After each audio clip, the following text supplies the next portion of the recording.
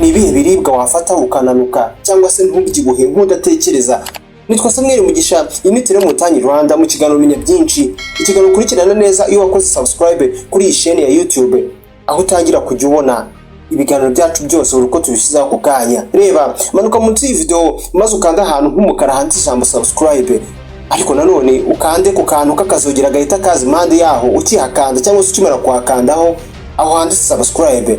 Uzahita utangira kujya ubana natwe bitakugoye, nawe gerageza urebe kuko biroroshye cyane. Ni ibintu byumvikana nureba iki kiganiro mpaka kugira ku musozo ko urahita winjira mu bantu bazaramba muri iyi si. Uzabimbaze wowe.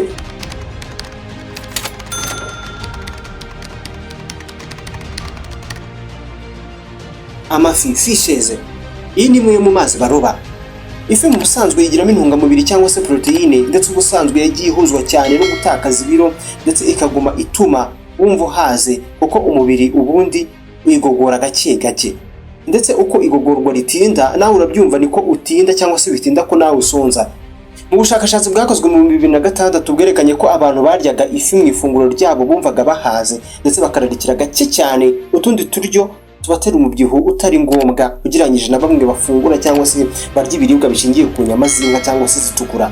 Amafi ariko izizwe cyane nk'iz'umweru, nk'urugero code, iziboneka cyane mu nyanja ya Atlantique, cyangwa se ifi ifite ibinure byo mu bwoko bwa gatatu bizwi nka omega 3 fatty acids, zirimo izizwe nka salmon ndetse na sardine, zaba ari amahitamo meza kurusha izindi uramutse ugiye guhitamo izo ukoresha.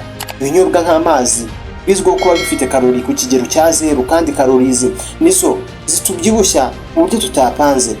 Bavuga ko ubundi kunywa amazi mbere yo kurya bigufasha kumva uhaze, ndetse bikagufasha kutaza kurya kalori nyinshi ngo ukunde uhage. Niyo mpamvu kunywa amazi mu cyimbo cy'ibinyobwa biryoherera ubusanzwe nka fanta cyangwa se inzoga byagufasha gutakaza ibiro. Abagabo bavuga ko bakanyweye amazi angana na litiro 3.7, ndetse abagore bo bakaba bagirwa inama yo kunywa litiro 2.7 z'amazi ku munsi. Ndetse amazi arimo indimo mu cyimbo cy'ibinyobwa by'amasukari biri mu bintu byagufasha ku kigero gishimishije.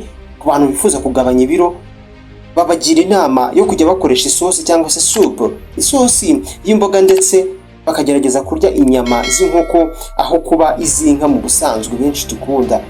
Ngizi inyama ziri mu ngirakamaro, ziri mu zigiramo ibibyibushya umubiri nabi bikeya, ndetse bivuga ko kurya izi nyama cyangwa se ibiribwa birimo inkoko bihozwa n'ubuzima bwiza. Urugero, amagarama 100 y'inyama z'inkoko cyangwa se y'inkoko aba yifitemo ingano neza y'intungamubiri proteine zingana neza n'izo twasanga mu magarama 100 y'inyama z'inka.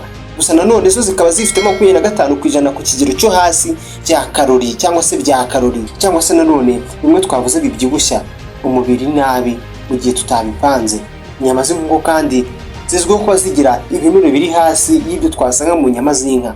Hari imwe mu bikomoka ku mata y'inka bizwi nka yaourt cyangwa se yogurt, ariko nanone ikaba yaourt iba yaratunganyijwe ikagabanyirizwa ibinure, ndetse intungamubiri zo zikongerwamo zihagije. Uzayumva henshi niyo bita Greek yogurt cyangwa se yaourt yo mu Bugiriki.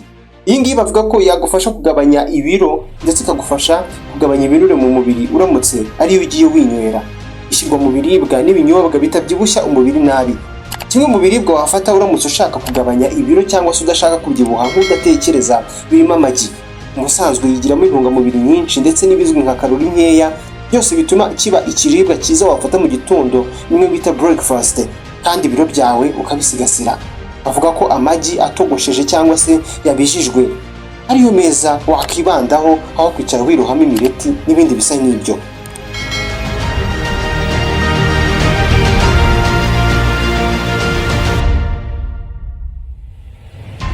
Ntabwo ari kenshi tubitekerezaho, ariko rimwe na rimwe hari igihe duhangayika ibidufasha bituzengurutse cyangwa se ibidufasha gukemura ibibazo rimwe na rimwe bituzengurutse. Ndi kuvuga ibyerekeye imbuto z'igihwagari, sunflower seeds. Imbuto z'igihwagari kimwe n'ibindi biri mu muryango w'ubunyobwa byose byigiramo kalori nkeya, ariko nanone tugasangamo ibinure byiza ndetse n'ibizwi nka fibre. Ibi ngibi bifasha mu igogorwa ryiza ry'ibiryo ndetse n'intungamubiri nka vitamine A. Umwe mu bushakashatsi buvuga ko imbuto z'igihwagari zagiye zigaragara ko zifasha mu gutakaza ibiro ku bantu bagiye bazikoresha bafite umubyibuho ukabije, ndetse zagiye zigaragara cyangwa se zagiye zigaragaza ingaruka nziza ku mutima. Umutima twese tugendana, namwe murabizi ukuntu uhangayikishije muri iyi minsi. Kurya ibinyampeke byuzuye nabyo ni ibintu byiza cyane ku muntu wifuza kutabyibuha nk'udatekereza. Ibi birimo bizwi nka oatmeal cyangwa se wumve nk'umugati waba ukozwe mu binyampeke 100% cyangwa se ku kigero cy'100%. Tekereza nk'umugati wakozwe mu ngano, aho ni urugero, ariko nanone za ngano zitanyujwe mu nganda ngo zitunganywe byisumbuyeho, uriya wazibeta usikiva mu murima. Ibyo ndi kuvuga, ibi bavuga ko bizagufasha kumva wakomeje guhaga, kuko bitinda mu nda kurusha iba byanyujwe mu nganda nk'ifu yatunganyijwe, ari nabyo bikurinda kuryagaguzwa cyangwa se kuryagaguza, ariko nanone bikakurinda no kongera ibiro nk'udatekereza yose bitateganyijwe. Reka tuvuge ku mboga, by'umwihariko imboga rwatsi. Umuntu aramutse avuze ku mboga akakubwira ko uburyo zitagira kalori nyinshi ndetse zifitemo intungamubiri zihagije, ntabwo yaba abeshye cyangwa se ntabwo byari igitangaza. Izo ngingo 3 tuvuze hejuru zose zigufasha kugira ibiro byiza kandi bipimye wiyira imboga. Bavuga ko imboga zirimo nka karoti, kokombure, seleri ndetse na brokoli zagufasha. Cyo dusa n'abasorezaho, wenda uraza gutekereza ko byakugora, ariko ni nabyo, kuko pome biragoye ko wazibona buri munsi ku ifunguro ryawe, sinzi.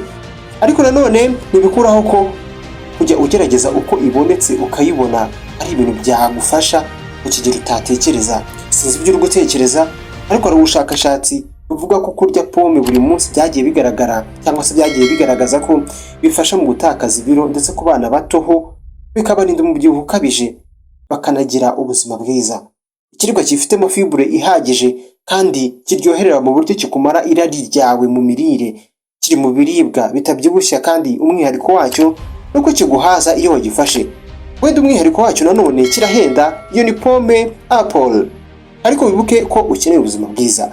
Ikindi kiganiro umenye byinshi, ikiganiro uzajya ukurikirana neza uramutse ugiye munsi y'iyi video ugakanda ahantu h'umukara handitse ijambo subscribe, ubundi tukazajya dushiraho ikiganiro gishyashya ku kanya ugahita ukibona.